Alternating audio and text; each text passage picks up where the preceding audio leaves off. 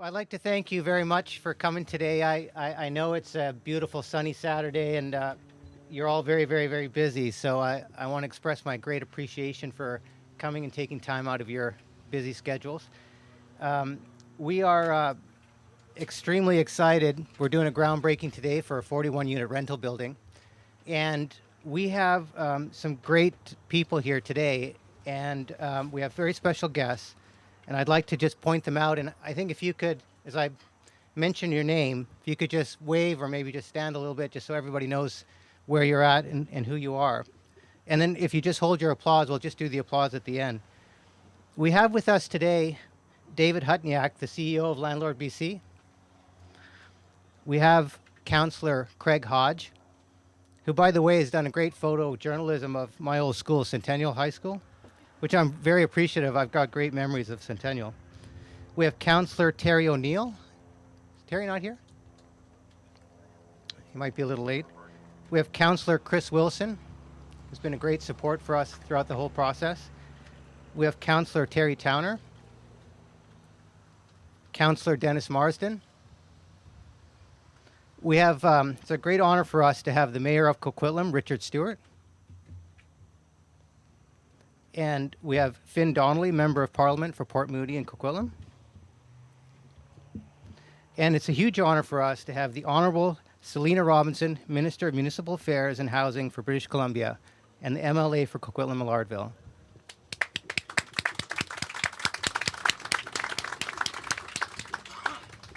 Well, it's extremely exciting for us to be here. My name's Abdul Jawan. I'm the president of Redbrick Properties. And I'm here with my brother, Ali Jawan, who's the CEO of Redbrick Properties. And it's exciting for us because we actually grew up in this neighborhood in Austin Heights. We grew up on the 8th fairway of the Vancouver Golf Club, actually. And we both went to school at Centennial High School. That's why that photojournalism that Councillor Hodge did for Centennial is extremely exciting for us. Actually, I was kind of emotional about it. I love that school. My orthodontist was just down the street near Selina's office. And which I had to go through twice, by the way, to get perfect teeth. But we grew up in this neighborhood, and actually Ali and I played golf at Vancouver Golf Club right down the street. And I've been a member there for over 3 decades. Ali longer than me, he's older. And he's the better golfer too. But yeah, this is our neighborhood, so we're extremely excited about being here. Rental housing in the city of Coquitlam is in great demand. And the reason it's in great demand is that Coquitlam is a beautiful and desirable place to live. The vacancy rate in the Tri-Cities is next to zero, and the rental stock is older and needs renewal. Most of it was built in the 1960s and 70s, and the existing rental stock is pretty much at the end of its useful life. Moreover, the city of Coquitlam is one of the fastest growing municipalities in Metro Vancouver. It's got the third highest population growth rate after Langley and Surrey. And we know from the 2016 census that the population of Coquitlam has grown by 9.8% to almost 140,000 people. That's a 50% higher growth rate than the average for Metro Vancouver as a whole. Austin Heights in particular is a spectacular neighborhood, and we expect over the next 2 decades for Austin Heights to attract over 5,000 new residents. The suburbs of Lower Mainland are experiencing accelerating population growth, and we believe that Coquitlam is at the forefront of that phenomenon. Today, there's roughly 25% of the households are renters, and if you combine the constraints on vacancy with the population growth, we believe that the future means that the future of Coquitlam is one of exploding rental demand. Today, we would like to announce the groundbreaking of a 41-unit market rental building. We're going to offer an excellent selection of well-appointed studio, one bedroom and den, and 2-bedroom suites.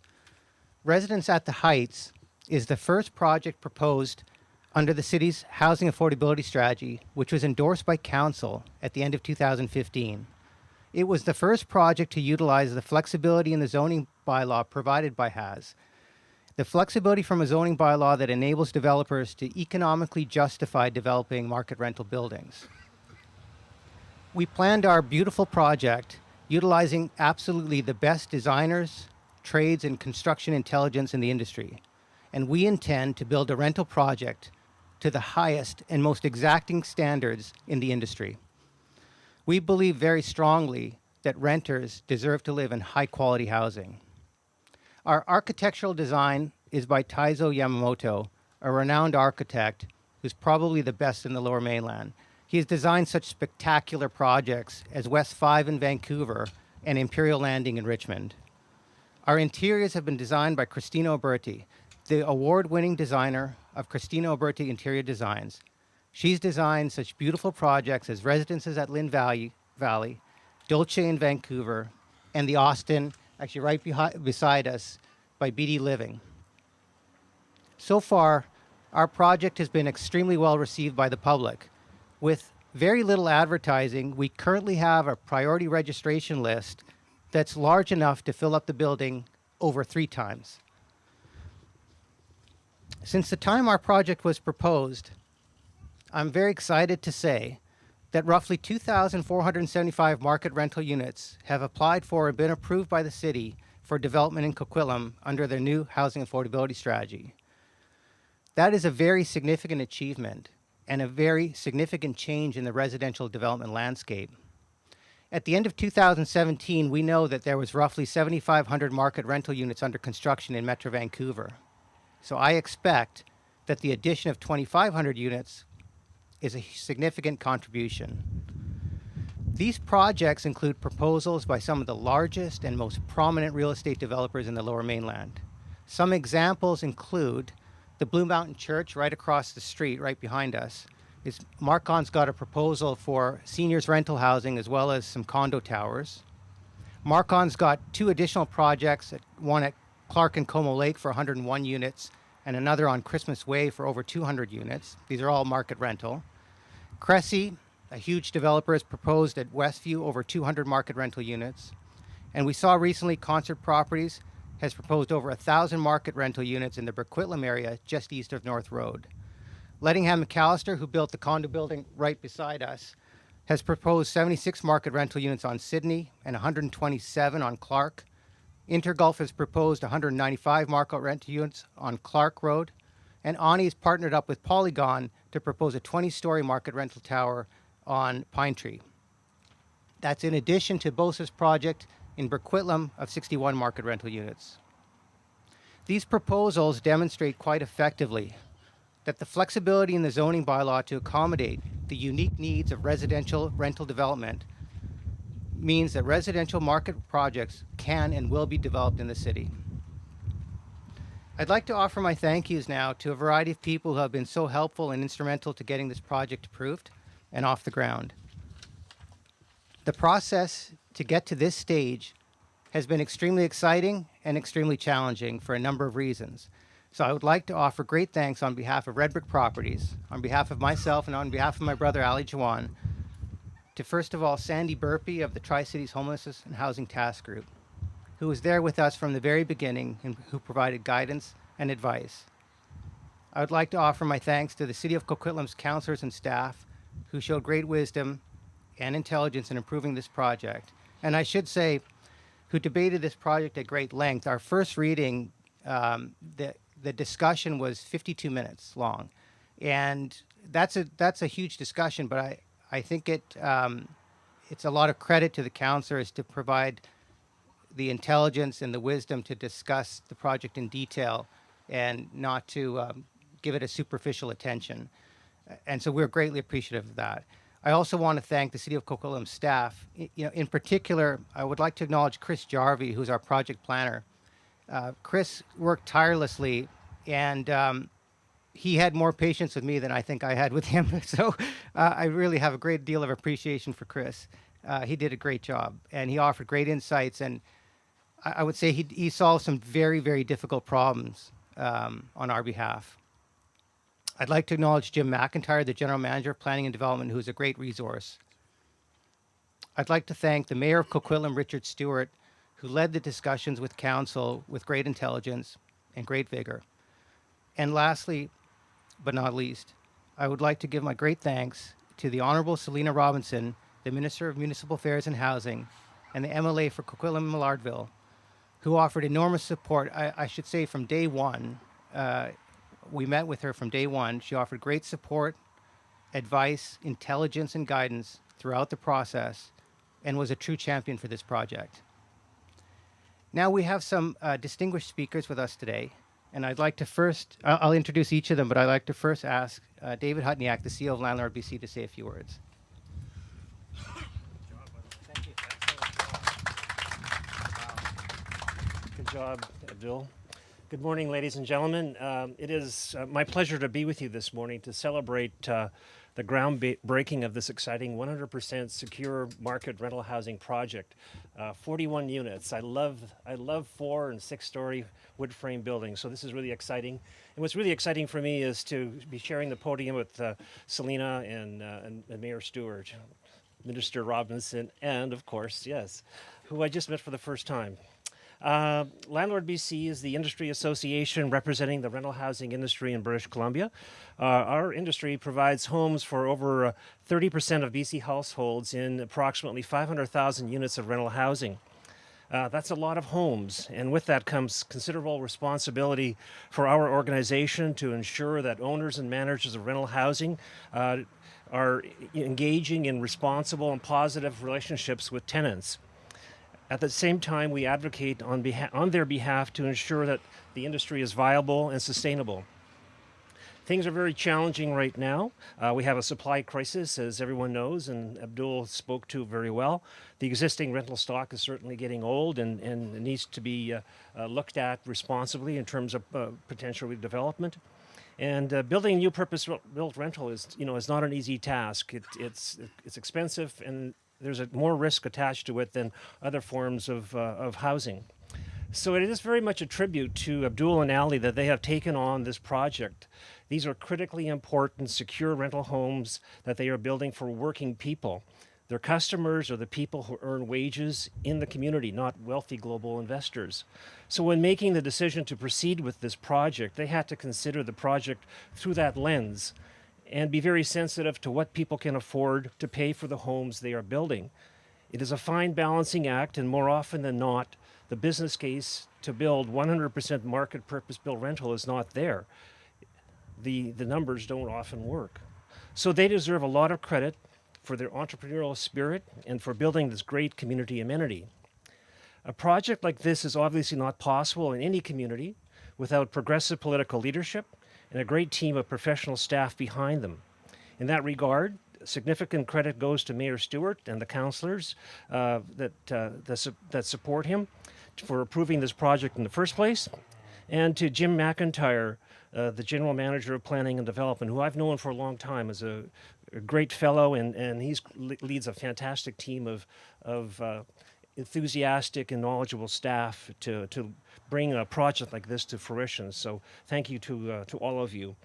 Coquitlam is very much setting the pace for new market purpose-built rental construction, as Abdul very accurately pointed out. And certainly the project that was approved on Monday night of 1,000 units with Concert Properties is terribly exciting. This is all a huge win for the community. Finally, while our housing challenges are significant, we should all feel encouraged by the fact that we have a provincial government that is committed to working with all stakeholders to find bold solutions to ensure that housing options are available for everyone. We are especially fortunate to have a highly motivated housing minister leading the charge. I, of course, refer to Selina Robinson. I've had the pleasure of getting to know and work with the minister these past 8 months, and I've seen her passion for the issue of housing and housing affordability firsthand. Her portfolio is massive, but what impresses me so much is that she is equal to the task. Anyways, I would simply like to close by congratulating Redbrick Properties, easy for me to say. We hope you build many, many more homes for British Columbians. Thank you, guys.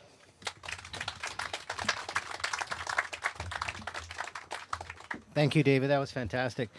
It's my great honor to have with us today the Mayor of Coquitlam, and I'd like to introduce Mayor Richard Stewart.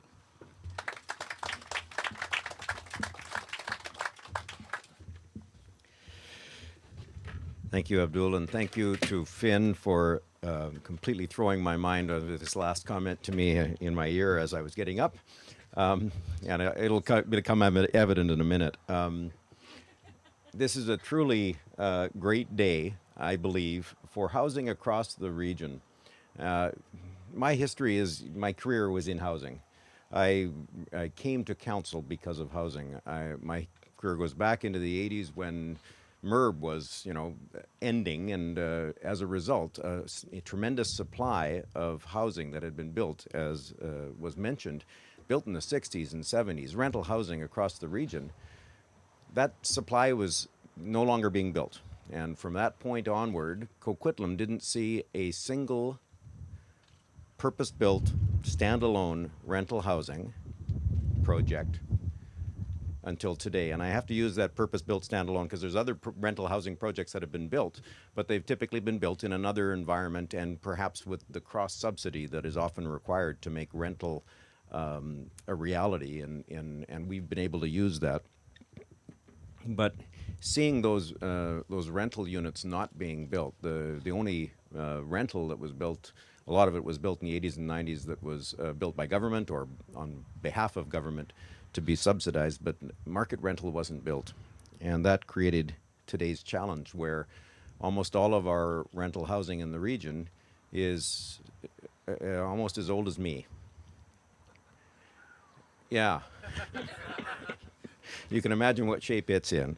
Some of it still has life left, but some of it is at the end of its life, and that's our challenge as a region, as a challenge as a community, is how do we continue to allow for and have a proper and supply of rental housing, and how do we replace the end-of-life units? The challenge, of course, is that without typically, the housing that is most affordable is the 30-year-old housing. It becomes next year's 40-year-old housing, and then new housing is built to replace the oldest housing. But with a 40-year gap, that is going to be our big challenge as a city, is how do we manage the 40-year gap where there is no housing, no market rental housing to speak of in the Lower Mainland. So, but setting aside that, today is a celebration of the first standalone market rental housing in Coquitlam in 40 years, essentially, since I was in university.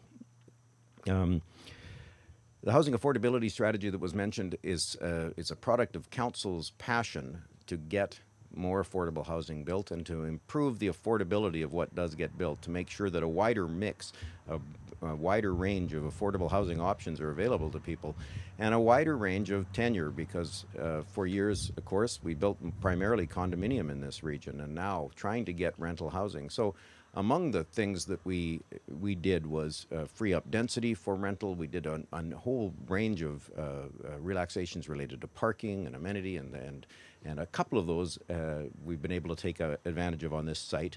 But I have to take my hat off to Redbrick because I didn't think this was going to work. I really didn't think this site was going to be able to support a rental housing project on a standalone basis. And hats off, I believe they've done it, and we're going to see the breaking of ground right now that will move us forward. On other sites, there's other incentives that can be brought to bear, and certainly on the concert site that was mentioned, on Boza's site, on Marcon's site, there are cross subsidies that can be brought to bear to make it work. But on a standalone site, it's much more challenging, and I take my hat off on behalf of council for what you've been able to achieve here. Nothing worth doing is easy, we are told, and this was worth doing, but it wasn't easy.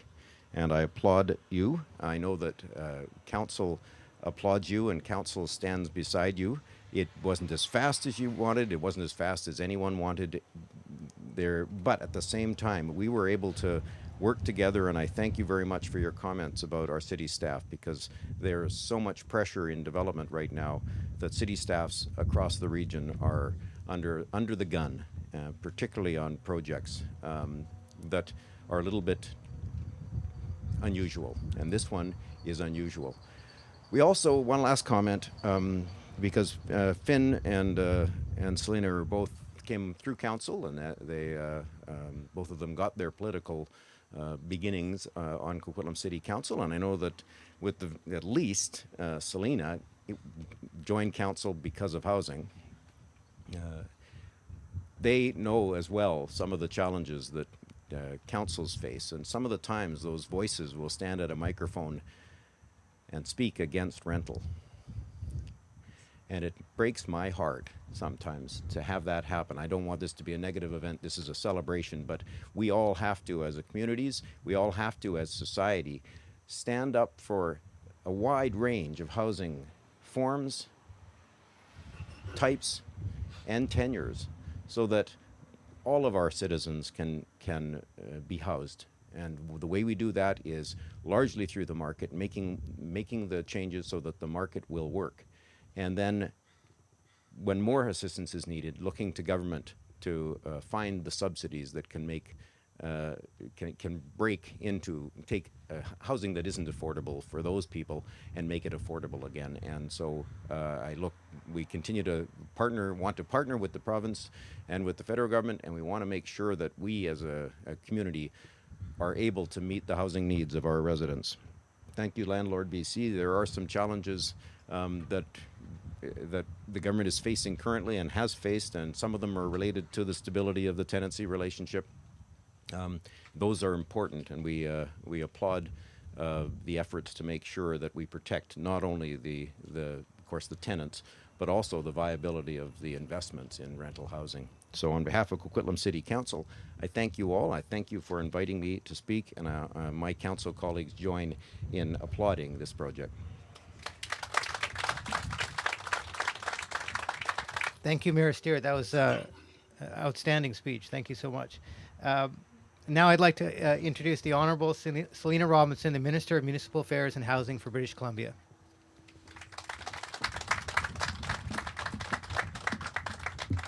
Thanks, Richard. Thank you. Well, thank you, Abdul, and thank you, Ali, for having me here today. And good morning, everyone. And I'd like to acknowledge that we're gathered on the territory of the Coquitlam First Nation and the Coast Salish peoples. And it is absolutely a pleasure to be here today in my home community to break ground on this historic project for Coquitlam, the first 100% market rental building in 40 years. A little bit younger than me. No, I'm kidding. Joke.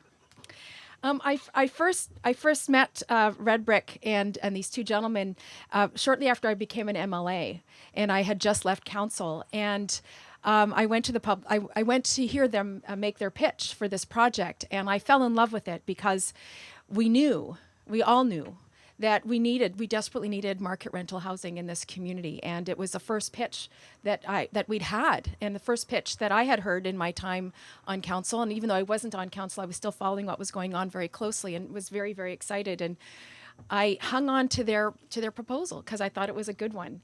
And afterwards, when I think it was Abdul, you came to meet with me, and he just told me how he couldn't believe that I'd actually hung on to their proposal because I thought that this was a model, that we needed to repeat. So I'm just thrilled to finally, after all this time, be here. And at the time, I wasn't the Minister for Housing. I was an opposition MLA. So to be here as a Minister of Housing, for me, is an extra treat. I believe that Redbrick's choice to build rental housing for working families in our community is a great example of a market-based solution to make housing more affordable. More purpose-built rental developments are desperately needed in communities right across British Columbia because as a result of years of inaction or the wrong actions, British Columbians now face 0 vacancy rates in many, many, many communities right across the province. I just learned this week that I just lost the name of the community. Not Nelson, but not Cranbrook. Oh, jeepers. Castlegar. Thank you. Castlegar has 0 vacancy rate, which is shocking. And so we know that this is happening in communities right across the province. People have fewer housing options. And I hear on a daily basis from people who have good jobs and are still under an immense amount of stress to find a home in their community or close to work. And when they can't find this housing, people are forced to spend long hours commuting. And it's hurting our families and it's robbing precious time from our loved ones. And our government knows that when we put people at the center of our decisions, we can build stronger communities. And we also always need to consider affordability. And affordability is a very significant issue for people looking to buy or to rent. Being able to find rental in Metro Vancouver has become near impossible. And that's why Redbrick's choice to build rental housing is so worthy of celebrating. We need more projects like this one, purpose-built rental that will remain in the rental market for the life of the project.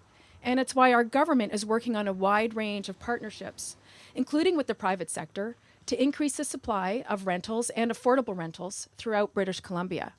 We are taking unprecedented steps to address the housing affordability crisis affecting millions of people in our province, both renters and those looking to buy a home. Our government has just delivered a 30-point provincial housing strategy, along with a budget that includes the largest investment in affordable housing in BC's history. Over the next 10 years, we will invest more than $7 billion in housing to preserve the homes that we have and to build the homes that people need. These homes will be a mix of housing for people at all ages and stages: students, young families, seniors, middle income, low income British Columbians, and people who currently have no home at all. Our government has an ambitious target to build in partnership 114,000 affordable homes over the next 10 years. And we're going to be doing this work with partners right across the province: nonprofits, co-ops, local governments, landowners, investors, First Nations, the faith community. We need to work together to build the homes that people need. In order to achieve this, we're creating a new housing hub at BC Housing. Their main mandate: build relationships, build partnerships that build homes, the types of homes that people need and can afford. The hub will be creative and aggressive in developing partnerships to find, use, or redevelop available land in communities hardest hit by the housing crisis. It will take a coordinated effort to address housing affordability. And I recognize that our work with local governments is important as well. We've heard their requests for some help in meeting the needs of people in their communities, and we'll be working closely with municipalities to eliminate barriers to affordable housing and to provide new tools that they've been asking for, tools like rental-only zoning.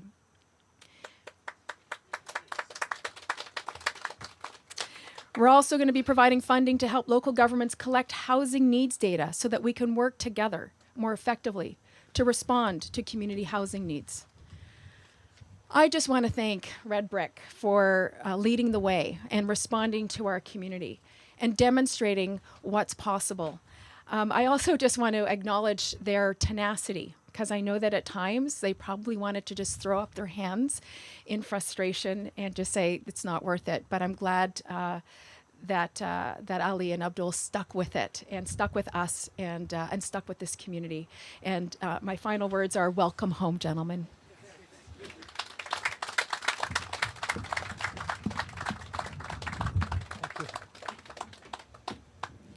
Thank you very much. I really appreciate all the speakers.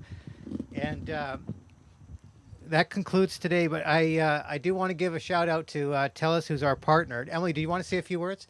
TELUS has partnered with us. They're offering all of the tenants, the first tenants, free year of services. So that's really fantastic. And they're offering you free food today. So, is that good enough? Okay. Thank you very much for TELUS. We've got lots of food back there, and I hope you enjoy it. And thank you so much for coming today. We're going to do the groundbreaking, right? We're going to do a ceremony right now.